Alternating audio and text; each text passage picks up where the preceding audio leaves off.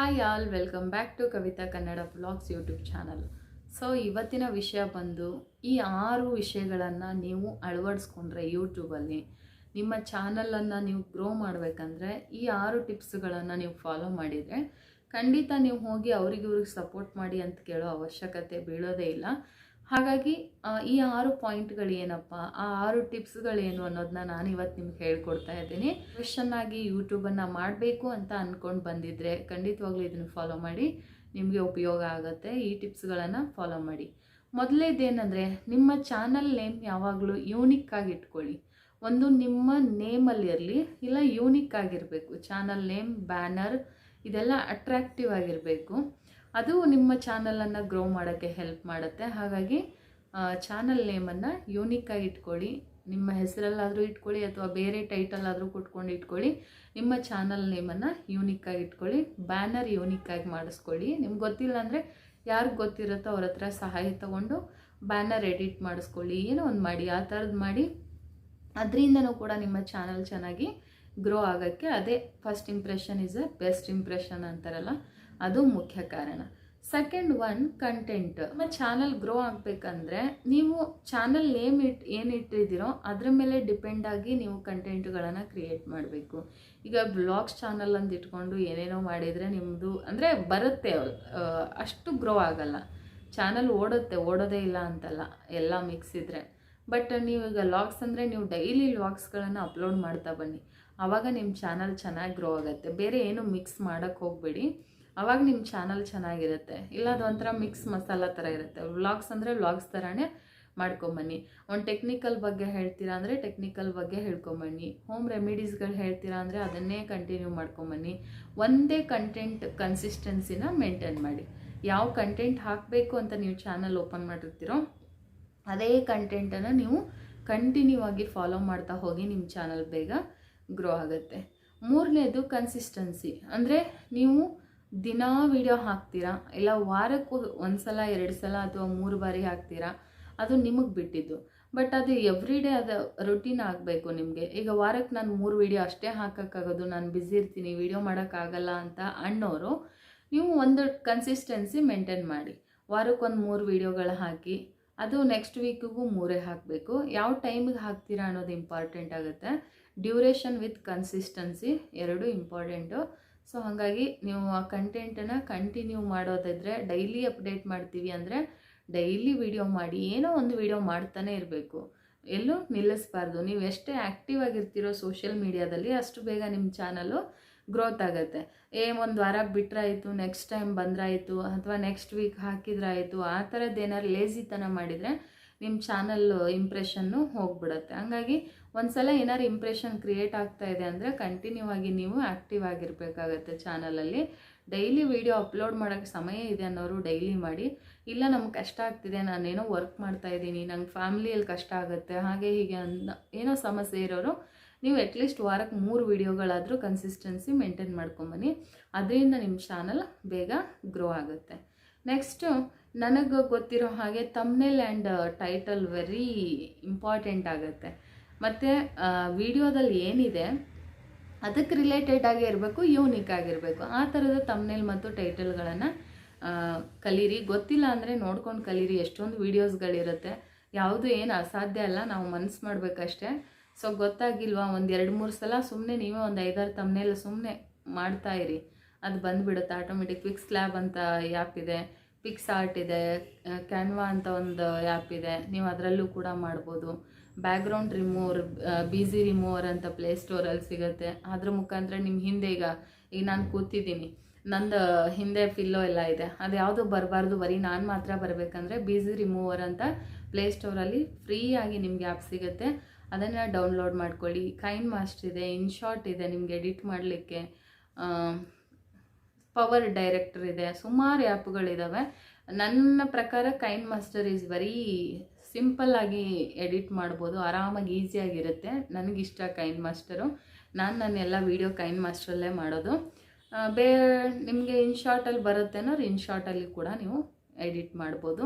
So ಇದನ್ನು ನೀವು follow ಮಾಡಬೇಕಾಗುತ್ತೆ. ಟೈಟಲ್ ಮತ್ತು ತಮ್ನೇಲ್ ಇದೆರಡು ಅಟ್ರಾಕ್ಟಿವ್ ಆಗಿರಬೇಕು ಆ್ಯಂಡ್ ವಿಡಿಯೋಗೆ ರಿಲೇಟ್ ಆಗಿರಬೇಕು. ಆ ವಿಡಿಯೋ ರಿಲೇಟ್ ಆಗಿರಬೇಕು, ಟೈಟಲ್ ಕೂಡ ಯೂನಿಕ್ ಆಗಿರಬೇಕು, ತಮ್ನೇಲ್ ಯೂನಿಕ್ ಆಗಿರಬೇಕು. ಆವಾಗ ನಿಮ್ಮ ಚಾನಲು ಬೇಗ ಗ್ರೋ ಆಗುತ್ತೆ. ನೆಕ್ಸ್ಟು ಡಿಸ್ಕ್ರಿಪ್ಷನ್ ಬರಿಬೇಕು, ಟ್ಯಾಗ್ಸ್ಗಳನ್ನು ಹಾಕಬೇಕು, ಹ್ಯಾಶ್ಟ್ಯಾಗ್ಗಳನ್ನು ಜಾಸ್ತಿ ಬಳಸಬೇಕು. ಅದನ್ನೆಲ್ಲ ನೀವು ಮಾಡೋದ್ರಿಂದ ಸ್ವಲ್ಪ ನಿಮ್ಮ ಚಾನಲ್ ಬೇಗ ಕ್ಲಿಕ್ ಆಗೋ ಸಾಧ್ಯತೆ ಇರುತ್ತೆ. ಅದಾದ ನಂತರ ನೆಕ್ಸ್ಟ್ ಪಾಯಿಂಟ್ ಟೈಮಿಂಗ್. ಇಂಥ ಸಮಯಕ್ಕೆ ವಿಡಿಯೋ ಅಪ್ಲೋಡ್ ಮಾಡ್ತೀನಿ ಅಂತ ಫಿಕ್ಸ್ ಆಗಿಬಿಡಿ. ಆ ಸಮಯಕ್ಕೆ ಆ ವಿಡಿಯೋ ಬರಬೇಕು. ಅಡ್ವಾನ್ಸ್ ಅಪ್ಲೋಡ್ ಮಾಡಿ ಇಟ್ಕೊಂಡಿರಿ, ಶೆಡ್ಯೂಲ್ ಮಾಡಿ. ಆವಾಗ ನಿಮ್ಗೆ ಕರೆಕ್ಟ್ ಅದೇ ಟೈಮ್ ನಿಮ್ಮ ವಿಡಿಯೋ ರನ್ ಆಗುತ್ತೆ.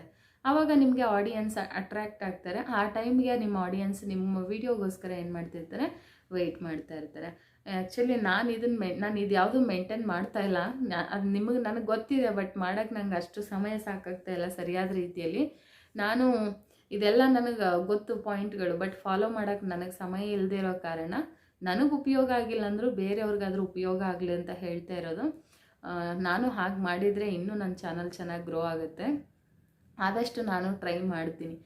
ಒಳ್ಳೊಳ್ಳೆ ತಮ್ನೇಲು, ಟೈಟಲು ಮತ್ತು ಟೈಮಿಂಗು, ಕನ್ಸಿಸ್ಟೆನ್ಸಿ ಇದೆಲ್ಲನೂ ನಾನು ಇನ್ಮೇಲಿಂದ ಟ್ರೈ ಮಾಡೋಣ ಅಂತ ಅಂದ್ಕೊಂಡಿದ್ದೀನಿ. ಬಟ್ ಚಾನಲ್ ಇದರಿಂದ ಗ್ರೋ ಆಗುತ್ತೆ ಅನ್ನೋದು ಗೊತ್ತು ನನಗೆ. ಹಾಗಾಗಿ ನಿಮಗಾದ್ರೂ ಉಪಯೋಗ ಆಗಲಿ ಅಂತ ಹೇಳ್ತಾ ಇರೋದು.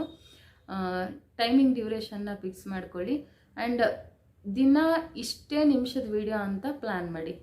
ಒಂದಿನ 30 ನಿಮಿಷದ್ದು ಹಾಕೋದು, ಒಂದಿನ 5 ನಿಮಿಷದ್ದು ಹಾಕೋದು ಮಾಡಬೇಡಿ. ಒಂದು ಹಬ್ಬ ಬಂದರೆ 10 ನಿಮಿಷದ ವಿಡಿಯೋ ಬೆಟರ್. ಅದಕ್ಕೂ ಮೇಲೆ ನೋಡೋಕ್ಕೆ ಸ್ವಲ್ಪ ಇಂಟ್ರೆಸ್ಟ್ ಇರಲ್ಲ ಜನಗಳಿಗೆ. ಅದು ಬಿಗಿನರ್ಸ್ ಯೂಟ್ಯೂಬ್ ಚಾನಲ್ಗಳನ್ನ ಯಾರೂ ನೋಡಲ್ಲ.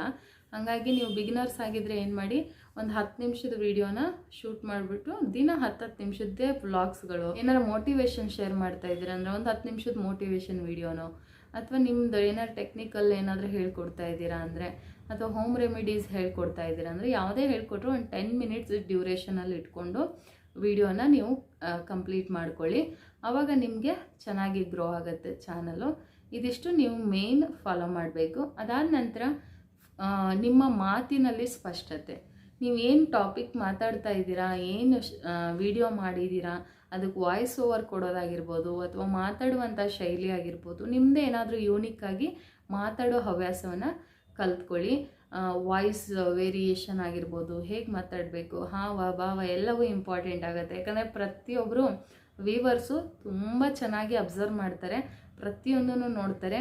ಅಕಾರ ಹಕಾರ ಬರಲ್ಲ ಕೆಲವರಿಗೆ. ಆಮೇಲೆ ನೀವೇ ಅಪಹಾಸ್ಯಕ್ಕೆ ಕಾರಣರಾಗಬೇಡಿ. ಅಕಾರ ಹಕಾರ ಬರದೇ ಇರೋರು ಸ್ವಲ್ಪ ಕಾನ್ಸಿಯಸ್ ಆಗಿ ವಿಡಿಯೋ ಮಾಡುವಾಗ ಕಾನ್ಸಿಯಸ್ ಆಗಿ ಮಾತಾಡಿ. ಈಗ ಅತ್ತಿಗೆ ಅನ್ನೋದನ್ನ ಹತ್ತಿಗೆ ಅಂತಾರೆ, ಅದು ಬಂದು ಇನ್ಯಾರೋ ಕಮೆಂಟ್ ಮಾಡ್ತಾರೆ. ಸೊ ಅದಕ್ಕೆಲ್ಲ ಅವಕಾಶ ಕೊಡಬೇಡಿ.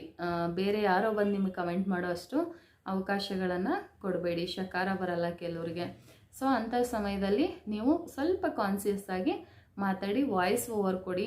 ಅಂಥ ಪದಗಳು ಬಂದಲ್ಲಿ ವಾಯ್ಸ್ ಓವರ್ ಕೊಡಿ, ನಿಮಗೆ ಕಾನ್ಸಿಯಸ್ ಇರುತ್ತೆ. ಪ್ರತಿಯೊಂದೂ ಜನ ನಮ್ಮನ್ನು ಆಡಿಯನ್ಸ್ ನೋಡ್ತಾರೆ ಅಂದರೆ ನಮ್ಮಲ್ಲಿರೋ ಪ್ರತಿಯೊಂದೂ ಕೂಡ ಅವರು ಅಬ್ಸರ್ವ್ ಮಾಡ್ತಿರ್ತಾರೆ. ಆಮೇಲೆ ನಮಗೆ ಕೆಟ್ಟ ಕಮೆಂಟ್ ಬಂತು ಅಂತ ಬೇಜಾರು ಮಾಡ್ಕೊಂಡು ಕೂತ್ಕೊಳ್ಳೋದ್ರಲ್ಲಿ ಯಾವುದೇ ರೀತಿ ಅರ್ಥ ಇರಲ್ಲ. ಹಾಗಾಗಿ ನಾವು ವಿಡಿಯೋ ಮಾಡೋವಾಗಲೇ ಆದಷ್ಟು ನಮ್ಮ ತಪ್ಪುಗಳು ವ್ಯೂವರ್ಸ್ಗೆ ಕಾಣದೇ ಇರೋ ರೀತಿಯಲ್ಲಿ ನಾವು ವಿಡಿಯೋಗಳನ್ನು ಶೂಟ್ ಮಾಡೋದು ಉತ್ತಮ. ಏನೋ ಒಂದು ಬಾಯಿಗೆ ಬಂದಿದ್ದು ಮಾತಾಡಬೇಡಿ, ಏನೋ ಹೇಳಬೇಕಲ್ಲ ಅಂತ ಹೇಳಬೇಡಿ, ಹೇಳಿದ್ದೇನೆ ರಿಪೀಟ್ ಮಾಡಬೇಡಿ ವಿಡಿಯೋಗಳಲ್ಲಿ. ಸೊ ನೀವು ಮಾತಾಡಿದರೆ ಅದು ಬೇರೆಯವರಿಗೆ ಕೇಳಿಸ್ಕೊಳ್ಳೋಕೆ ಇಂಟ್ರೆಸ್ಟ್ ಆಗಬೇಕು, ಆ ಥರದ ಮಾತುಗಳನ್ನಾಡಿ. ಯಾಕಂದರೆ ಅದನ್ನು ವಿಡಿಯೋ ಸಾವಿರಾರು ಜನ ನೋಡ್ತಿರ್ತಾರಲ್ವ. ಹಾಗಾಗಿ ನಿಮ್ಮ ಮಾತುಗಳು ಒಬ್ಬರಿಗೆ ಖುಷಿ ಕೊಡಬೇಕು. ನೀವು ಎಷ್ಟೇ ಮಾತಾಡ್ತಾ ಇದ್ದರೂ ಕೂಡ ಅವರಿಗೆ ಬೇಜಾರು ಅನ್ನಿಸ್ಬಾರ್ದು, ಕೇಳಿಸ್ಕೋಬೇಕು, ಇನ್ನೂ ಅವ್ರ ಮಾತು ಕೇಳಿಸ್ಕೋಬೇಕು. ವಿಡಿಯೋ ಮುಗಿದೋಯ್ತಾ ಅನ್ನೋ ಅಷ್ಟರ ಮಟ್ಟಿಗೆ ನೀವು ಸ್ವೀಟಾಗಿ ಮತ್ತು ಹಿತವಾಗಿ ಮಿತವಾಗಿ ಮಾತಾಡಿ, ಚೆನ್ನಾಗಿ ಬರುತ್ತೆ ಆಗ ವಿಡಿಯೋ ಕ್ವಾಲಿಟಿ ಮತ್ತು ಇಂಪಾರ್ಟೆಂಟ್ ಆಗುತ್ತೆ. ನೀವು ಯಾವ ಕ್ಯಾಮ್ರಾ ಯೂಸ್ ಮಾಡ್ತಿದ್ದೀರಾ, ಎಕ್ವಿಪ್ಮೆಂಟ್ಸ್ನ ಯೂಸ್ ಮಾಡ್ತಿದ್ದೀರಾ ಅನ್ನೋದು ಕೂಡ ಇಂಪಾರ್ಟೆಂಟ್ ಆಗುತ್ತೆ. ಸೊ ಹಾಗಾಗಿ ಏನಿದೆಯೋ ಅದರಲ್ಲೇ ಅಡ್ಜಸ್ಟ್ ಮಾಡ್ಕೊಂಡು ಮಾಡಿ. ಬಿಗಿನರ್ಸು ಅದಕ್ಕೆ ಅಂತ ಸುಮ್ಮನೆ ಹಣ ಖರ್ಚು ಮಾಡಿ ವ್ಯರ್ಥ ಮಾಡಬೇಡಿ, ಹಣವನ್ನು ವ್ಯರ್ಥ ಮಾಡಬೇಡಿ. ನಿಮ್ಮ ಹತ್ರ ಏನಿದೆ ಒಂದು ಟ್ರೈಪಾಡ್ ಇಟ್ಕೊಳ್ಳಿ, ಸದ್ಯಕ್ಕೆ ಸಾಕು. ಒಂದೊಳ್ಳೆ ಲೈಟ್ ಬೆಳಕಲ್ಲಿ ಒಂದೊಳ್ಳೆ ನೀಟಾಗಿರೋ ಬ್ಯಾಕ್ಗ್ರೌಂಡಲ್ಲಿ ಕೂತ್ಕೊಂಡು ಮಾತಾಡಿ. ವ್ಲಾಗ್ಸ್ ಇದ್ದರೆ ನೀವು ಹೇಗಿದ್ದೀರೋ ಅದನ್ನೇ ಹೈಜೀನಾಗಿ ಇಟ್ಕೊಂಡು ನಿಮ್ಮ ಮನೆ ವ್ಲಾಗ್ಸ್ಗಳನ್ನು ತೋರಿಸಿ. ಬೇರೆಯವರು ನಿಮಗೆ ಬೆರಳು ಮಾಡಿ ತೋರಿಸೋ ಥರ ಕಮೆಂಟ್ಗಳು ಮಾಡೋ ಥರ ಅವಕಾಶಗಳನ್ನು ಕೊಡಬೇಡಿ. ಆದಷ್ಟು ವಿಡಿಯೋ ಮಾಡುವಾಗ ಕಾನ್ಸಿಯಸ್ ಆಗಿ ವಿಡಿಯೋ ಮಾಡಿ. ಆವಾಗ ನಿಮಗೆ ಆದಷ್ಟು ಕೆಟ್ಟ ಕಮೆಂಟ್ಗಳಿಂದ ನೀವು ದೂರ ಇರ್ಬೋದು. ನೀವು ಎಷ್ಟೇ ಚೆನ್ನಾಗಿ ಮಾಡಿದರೂ ಕೆಟ್ಟ ಕಮೆಂಟ್ ಹಾಕೋರು ಮುಂದೆ ಬಂದೇ ಬರ್ತಾರೆ. ನೀವು ಹೆಂಗೆ ಎತ್ತರಕ್ಕೆ ಬೆಳಿತೀರೋ ಹಾಗೆ ಆ ಥರದ ಜನಗಳು ಹುಟ್ಕೊಳ್ತಾ ಹೋಗ್ತಾರೆ. ಅದ್ರ ಬಗ್ಗೆ ತಲೆ ಕೆಡಿಸ್ಕೋಬೇಡಿ. ಸದ್ಯಕ್ಕೆ ಬಿಗಿನರ್ಸ್ ಇರೋವಾಗಲೇ ಕೆಟ್ಟ ಕಮೆಂಟ್ಗಳು ಬರೋಕ್ಕೆ ಶುರು ಆಗಿಬಿಟ್ರೆ ನಿಮ್ಗೆ ಬೇಜಾರಾಗ್ಬಿಡುತ್ತೆ. ಬೇಡಪ್ಪ ಈ ಯೂಟ್ಯೂಬ್ ಚಾನಲ್ ಬೇಡ ನಮಗೆ, ಈ ಥರ ಬೇಜಾರಾಗಿ ಎಷ್ಟೋ ಜನ ಬಿಟ್ಬಿಡ್ತಾರೆ. ಅದಕ್ಕೋಸ್ಕರ ಹೇಳ್ತಾ ಇದ್ದೀನಿ, ನಿಮ್ಮ ಮಾತಿನ ಶೈಲಿ, ನಿಮ್ಮ ಮಾತಿನ ಹಿಡಿತು, ಇತಿ ಮಿತಿಗಳು ನಿಮಗೆ ಗೊತ್ತಿರಲಿ. ಏನು ಮಾತಾಡ್ತಾ ಇದ್ದೀವಿ, ಏನು ಟಾಪಿಕ್ ಬಗ್ಗೆ ಮಾತಾಡ್ತಾ ಇದ್ದೀವಿ. ಸೊ ಒಬ್ಬರಿಗೆ ಅವೇರ್ನೆಸ್ ಬರಬೇಕು ನಮ್ಮ ಮಾತುಗಳಿಂದ ಹೊರತು ಅದು ವಿವಾದಕ್ಕೆ ಕಾರಣ ಆಗೋ ಥರ ಮಾತುಗಳನ್ನು ಸೋಷಿಯಲ್ ಮೀಡಿಯಾದಲ್ಲಿ ಮಾತಾಡಬೇಡಿ. ಇದು ಇಷ್ಟೆಲ್ಲ ಮಾಡೋದ್ರಿಂದ ನಿಮ್ಮ ಚಾನಲ್ನ ಬೇಗ ಗ್ರೋ ಮಾಡ್ಕೊಳ್ಬೋದು. ಹಾಗಾದರೆ 1K ಸಬ್ಸ್ಕ್ರೈಬರ್ ಮತ್ತು ವಾಚ್ ಅವರ್ನ ಹೇಗೆ ಕಂಪ್ಲೀಟ್ ಮಾಡೋದು ಅಂತ ಸುಮಾರು ಜನ ಕೇಳ್ತಾ ಇದ್ದೀರಾ. 1K ಸಬ್ಸ್ಕ್ರೈಬರ್ ಕಂಪ್ಲೀಟ್ ಮಾಡಬೇಕಂದ್ರೆ ಆದಷ್ಟು ನೀವು ಶಾರ್ಟ್ಸ್ ವೀಡಿಯೋಸ್ಗಳನ್ನು ಅಪ್ಲೋಡ್ ಮಾಡೋದು ಬೆಟರ್. ಎವ್ರಿಡೇ ನೀವು ಆ್ಯಕ್ಟಿವ್ ಆಗಿದ್ದರೆ ಬೇಗ ಕಂಪ್ಲೀಟ್ ಆಗುತ್ತೆ. ಸೊ ನೀವು ಎಲ್ಲಿ ಕೈ ಬಿಡ್ತೀರೋ ಆವಾಗಲೇ ನಿಮಗೆ ಅದು ಕಂಪ್ಲೀಟ್ ಆಗೋಕ್ಕೆ ಕಷ್ಟ ಆಗುತ್ತೆ. ಹಾಗಾಗಿ ಡೈಲಿ ವಿಡಿಯೋ ಹಾಕ್ತಾಯಿರಿ, ಎಕ್ಸ್ಪೆಕ್ಟೇಷನ್ ಇಟ್ಕೋಬೇಡಿ, ಸುಮ್ಮನೆ ಹಾಕ್ತಾ ಹೋಗಿ. ದಿನ ಒಂದು ಶಾರ್ಟ್ ವಿಡಿಯೋ, ದಿನ ಒಂದು ಲೆಂಗ್ತಿ ವಿಡಿಯೋ, 10 ನಿಮಿಷದ ಲೆಂಗ್ತಿ ವಿಡಿಯೋ, ಒಂದು 15ರಿಂದ 20 ಶಾರ್ಟ್ ವಿಡಿಯೋ. ಈ ಥರದ ವಿಡಿಯೋನ ನೀವು 2 ದಿನ ಅಪ್ಲೋಡ್ ಮಾಡ್ತಾ ಹೋಗಿ. ಅಪ್ಲೋಡ್ ಮಾಡ್ತಾ ಇದ್ದೀನಿ ಅಂತ ಒಂದೇ ದಿನ ಎಲ್ಲನೂ ಮಾಡಬೇಡಿ. ಮೇಂಟೈನ್ ಮಾಡ್ಕೊಂಬನ್ನಿ. ಏನಾದರೂ ಎಕ್ಸ್ಟ್ರಾ ವೀಡಿಯೋಗಳಿದ್ದರೆ ಎಡಿಟ್ ಮಾಡಿ ಇಟ್ಕೊಂಡಿರಿ, ನೆಕ್ಸ್ಟ್ ಡೇಗೆ ಆಗುತ್ತದು. ನಿಮ್ಗೆ ಹುಷಾರಿಲ್ಲದೆ ಇದ್ದಾಗ ಅದನ್ನು ಅಪ್ಲೋಡ್ ಮಾಡೋ ಥರ ಇರಬೇಕು. ಆ ಥರದ್ದೆಲ್ಲ ನೀವು ಮೇಂಟೈನ್ ಮಾಡ್ತಾ ಬನ್ನಿ. ದಿನ ಒಂದು 10 ನಿಮಿಷದ ಲೆಂಗ್ತಿ ವಿಡಿಯೋ, 15-20 ಸೆಕೆಂಡದು ಶಾರ್ಟ್ಸ್ ವಿಡಿಯೋ ಹಾಕೋದ್ರಿಂದ ನಿಮ್ಮ ಸಬ್ಸ್ಕ್ರೈಬರ್ ಇನ್ಕ್ರೀಸ್ ಆಗ್ತಾರೆ. ಲೆಂಗ್ತಿ ವಿಡಿಯೋ ನೀವು ಹಾಕ್ಕೊಂಡು ಬರೋದ್ರಿಂದ ಒಂದು ವಿಡಿಯೋಗೆ 100 ಅವರ್ಸ್ ನಿಮ್ಗೆ ವಾಚ್ ಅವರ್ ಬಂದರೂ ಕೂಡ ನಿಮ್ಮ ಚಾನಲ್ ಬೇಗ WH ಕಂಪ್ಲೀಟ್ ಆಗುತ್ತೆ.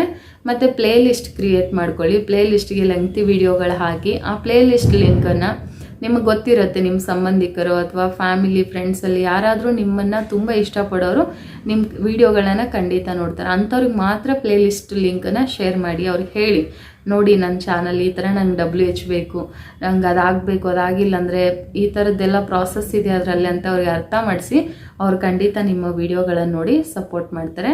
ನಿಮ್ಮ ವಾಟ್ಸಪ್ ಸ್ಟೇಟಸ್ಗಳಿಗೆ ಹಾಕ್ಕೊಳ್ಳೋದಾಗಿರ್ಬೋದು ಅಥವಾ ನಿಮ್ಮ ಇನ್ಸ್ಟಾ ಸ್ಟೋರಿಗೆ ಎಷ್ಟಾರ ಜನ ನೋಡಲಿ, ಸುಮ್ಮನೆ ಹಾಕ್ತಾಯಿರಿ, ಹಾಕ್ಕೊಳ್ಳಿ. ಫೇಸ್ಬುಕ್ಕಲ್ಲಿದ್ದರೆ ಫೇಸ್ಬುಕ್ಗಳಿಗೆ ಅಪ್ಡೇಟ್ ಮಾಡ್ತಾಯಿರಿ. ಮತ್ತು ನಿಮ್ಮ ಫ್ಯಾಮಿಲಿ ಫ್ರೆಂಡ್ಸ್ ಗ್ರೂಪ್ಗಳಿದ್ರೆ, ವಾಟ್ಸಪ್ ಗ್ರೂಪ್ಗಳಿದ್ರೆ ಅಲ್ಲಿಗೆ ಶೇರ್ ಮಾಡ್ಕೊಳ್ಳಿ. 10ರಲ್ಲಿ ಯಾರೋ ಒಂದಿಬ್ಬರು ಓಪನ್ ಮಾಡಿ ನೋಡ್ತಾರೆ. ಅದರಿಂದ ನೀವು ವಾಚ್ ಅವರ್ನ ಗ್ರೋ ಮಾಡ್ಬೋದು. 1 ಇಯರ್ ಒಳಗಡೆ ನೀವು 4000 ವಾಚ್ ಅವರ್ನ ಕಂಪ್ಲೀಟ್ ಮಾಡಬೇಕಿತ್ತು ಮುಂಚೆ. ಬಟ್ ಇವಾಗ 3000 ವಾಚ್ ಅವರು 500 ಸಬ್ಸ್ಕ್ರೈಬರ್ ಬಂದರೂ ಹಾಫ್ ಮಾನಿಟೈಸೇಷನ್ ನಿಮಗೆ ಆನ್ ಆಗುತ್ತೆ. ಹಾಫ್ ಮಾನಿಟೈಸೇಷನ್ ಆನ್ ಮಾಡ್ಕೊಳ್ಳೋಕೆ ಟ್ರೈ ಮಾಡಿ. ಅದಾದಮೇಲೆ ನೀವು ಮತ್ತೆ ಕಂಟಿನ್ಯೂ ಮಾಡ್ತಾ ಬನ್ನಿ. ಆವಾಗ ವಿಡಿಯೋಗಳು ಹಾಕೊತಾ ಬನ್ನಿ. 4K ನಿಮಗೆ ಆರಾಮಾಗಿ ರೀಚ್ ಆಗುತ್ತೆ, ಎಲ್ಲೂ ಕೂಡ ಲೆಸ್ ಆಗಲ್ಲ. ನೀವು 1 ಇಯರ್ ಒಳಗಡೆ 3000 ವಾಚ್ ಅವರು 500 ಸಬ್ಸ್ಕ್ರೈಬರ್ ಏನಾದರೂ ಕಂಪ್ಲೀಟ್ ಮಾಡ್ಕೊಳ್ಳಿಲ್ಲ ಅಂದರೆ ನಿಮಗೆ ಹಿಂದೆ ಎಷ್ಟು ವಾಚ್ ಅವರ್ ಬಂದಿತ್ತು ಅದು ಲೆಸ್ ಆಗ್ತಾ ಹೋಗುತ್ತೆ. 100-50 ಅವರ್ಸು ಈ ಥರ ನಿಮಗೆ ಲೆಸ್ ಆಗ್ತಾ ಹೋಗುತ್ತೆ. ಹಾಗಾಗಿ ನೀವು ಆದಷ್ಟು ವಾಚ್ ಅವರ್ ಕಡೆ ಕಾನ್ಸಂಟ್ರೇಟ್ ಮಾಡಿ. ಯಾಕಂದರೆ 500 ಸಬ್ಬು ಬೇಗ ಆಗಿಬಿಡುತ್ತೆ. ನಿಮ್ಮ ಫ್ಯಾಮಿಲಿ ಫ್ರೆಂಡ್ಸಲ್ಲೇ ಒಂದು 15-20 ಒಂದು 100 ಜನ ನಿಮಗೆ ಸಬ್ ಮಾಡ್ಕೊಂಡಿರ್ತಾರೆ. ಇನ್ನು ಮಿಕ್ಕಿದ್ದು ಅದೇ ಆಗ್ತಾ ಹೋಗುತ್ತೆ. ಮತ್ತು ಲೈವ್ ಆಪ್ಷನ್ ಇದೆ. 100 ಸಬ್ ಕಂಪ್ಲೀಟ್ ಆದಮೇಲೆ ನೀವು ಲೈವ್ ಮಾಡ್ಬೋದು. 50ಗೆ ಇದೆ ಅನಿಸುತ್ತೆ. 50 ಆದರೆ ನೀವು ಲೈವ್ನ ಸ್ಟಾರ್ಟ್ ಮಾಡ್ಬೋದು.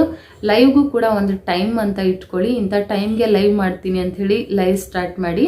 ಅದೇ ಟೈಮ್ಗೆ ನಿಮ್ಮ ವ್ಯೂವರ್ಸ್ ಬರೋಕ್ಕೆ ಶುರು ಮಾಡ್ತಾರೆ. ಒಂದು ವಾರ ನೀವು ಒಂದೇ ಟೈಮಲ್ಲಿ ಲೈವ್ ಸ್ಟಾರ್ಟ್ ಮಾಡಿಬಿಟ್ರೆ ನಿಮ್ಗೆ ಯಾವಾಗ ಫ್ರೀ ಆಗುತ್ತೋ ಆ ಟೈಮ್ ನೋಡಿಕೊಂಡು ಸ್ಟಾರ್ಟ್ ಮಾಡಿ. ಎವ್ರಿ ಡೇ ಅದೇ ಟೈಮ್ಗೆ ಸ್ಟಾರ್ಟ್ ಮಾಡಿ. ಆವಾಗ ನಿಮ್ಮ ವ್ಯೂವರ್ಸು ನಿಮ್ಮ ಲೈವ್ಗೆ ಬರ್ತಾರೆ. ಒಂದು 10 ಜನ ಆದರೂ ಬಂದು ಸಪೋರ್ಟ್ ಮಾಡ್ತಾರೆ. ನಿಮ್ಮ ವಿಡಿಯೋಯಿಂದ ಒಂದು ದಿನಕ್ಕೆ ಒಂದು 10 ಅವರು, ಲೈವಿಂದ ಒಂದು 10 ಅವರ್ ಬಂದರೆ ಆರಾಮಾಗಿ ನಿಮಗೆ ಒಂದು 20 ಅವರ್ ವಾಚ್ ಅವರನ್ನು ನೀವು ಡೈಲಿ ಗೇನ್ ಮಾಡ್ತಾ ಬಂದರೆ ನಿಮ್ಮ ಚಾನಲ್ ಬೇಗ ಗ್ರೋ ಆಗುತ್ತೆ. ಇದು ನಿಮಗೆ ಹೆಲ್ಪ್ ಆಗುತ್ತೆ WH ಕಂಪ್ಲೀಟ್ ಮಾಡೋದಕ್ಕೆ. ಸಣ್ಣದಾಗಿ ಒಂದು ನನಗೆ ಗೊತ್ತಿರೋ ವಿಷಯಗಳನ್ನು ನಿಮ್ಮ ಹತ್ರ ಶೇರ್ ಮಾಡ್ಕೊಂಡಿದ್ದೀನಿ. ಸೊ ನಾನು ಹೇಳಿರುವಂಥ ಈ ಎಲ್ಲ ವಿಷಯಗಳನ್ನು ನಿಮ್ಮ ತಲೆಯಲ್ಲಿ ಇಟ್ಕೊಂಡು ಫಾಲೋ ಮಾಡಿ. ಬೇಗ ಬೆಳೀರಿ ಎಲ್ಲರೂ ಕೂಡ. ಎಲ್ರಿಗೂ ಒಳ್ಳೆಯದಾಗಲಿ. All the best. ಈ ವಿಡಿಯೋ ಸ್ವಲ್ಪ ಆದರೂ ನಿಮಗೆ ಯೂಸ್ಫುಲ್ ಅನಿಸಿದರೆ ಪ್ಲೀಸ್ ಲೈಕ್ ಮಾಡಿ, ಶೇರ್ ಮಾಡಿ ಆ್ಯಂಡ್ ಕಮೆಂಟ್ ಮಾಡಿ. ಮತ್ತೇನಾದರೂ ನಿಮಗೆ ಅರ್ಥ ಆಗಲಿಲ್ಲ ಅಥವಾ ಏನಾದರೂ ವಿಷಯಗಳು ಯೂಟ್ಯೂಬ್ ಬಗ್ಗೆ ಬೇಕಂದರೆ ಖಂಡಿತ ಕಮೆಂಟ್ ಮಾಡಿ. ನೆಕ್ಸ್ಟ್ ವಿಡಿಯೋ ನಾನು ಅದರ ಬಗ್ಗೆನೇ ಮಾಡಿ ಹಾಕ್ತೀನಿ. ನಾನು ಇನ್ನು ಬ್ಲಾಗ್ಸ್ಗಳೆಲ್ಲ ಸ್ಟಾರ್ಟ್ ಮಾಡಬೇಕು. ಸದ್ಯಕ್ಕೆ ಬ್ಯುಸಿ ಇರೋದ್ರಿಂದ ನಾನು ಈ ಥರದ್ದು ಸ್ವಲ್ಪ ಹೆಲ್ಪ್ ಆಗಲಿ ಬೇರೆಯವ್ರಿಗೆ ಅಂತ ಈ ಥರದ ಮೋಟಿವೇಶನ್ ವಿಡಿಯೋ ಆಗಿರ್ಬೋದು, ಈ ಥರದ್ದು ಯೂಟ್ಯೂಬ್ಗೆ ಸಂಬಂಧಪಟ್ಟಿರೋ ವಿಡಿಯೋನ ಮಾಡ್ತಾಯಿದ್ದೀನಿ. ನಿಮ್ಮ ಕಮೆಂಟ್ ಏನೇ ಇದ್ದರೂ ನೀವು ಕಮೆಂಟ್ ಸೆಕ್ಷನಲ್ಲಿ ಹಾಕಿ, ಡೌಟ್ಗಳು ಏನೇ ಇದ್ದರೂ ಕಮೆಂಟಲ್ಲಿ ನಾನು ಅದನ್ನು ಕ್ಲಾರಿಫೈ ಮಾಡ್ತೀನಿ. ಮತ್ತೆ ಇನ್ನೊಂದು ವಿಡಿಯೋ ಮಾಡಿ ಅದರ ಬಗ್ಗೆ ನಿಮಗೆ ತಿಳಿಸ್ಕೊಡ್ತೀನಿ. ನನಗೇನು ಗೊತ್ತಿದೆಯೋ ಅದನ್ನು ಖಂಡಿತ ತಿಳಿಸ್ಕೊಡ್ತೀನಿ ಅಂತ ಹೇಳ್ತಾ ಇವತ್ತಿನ ವಿಡಿಯೋನ ಇಲ್ಲಿಗೆ ಎಂಡ್ ಮಾಡ್ತಾ ಇದ್ದೀನಿ. Thank you for watching. ನಮಸ್ಕಾರ ಎಲ್ರಿಗೂ ಒಳ್ಳೆಯದಾಗಲಿ. ಎಲ್ಲ ಬೇಗ ಚಾನಲ್ ಗ್ರೋ ಆಗಲಿ.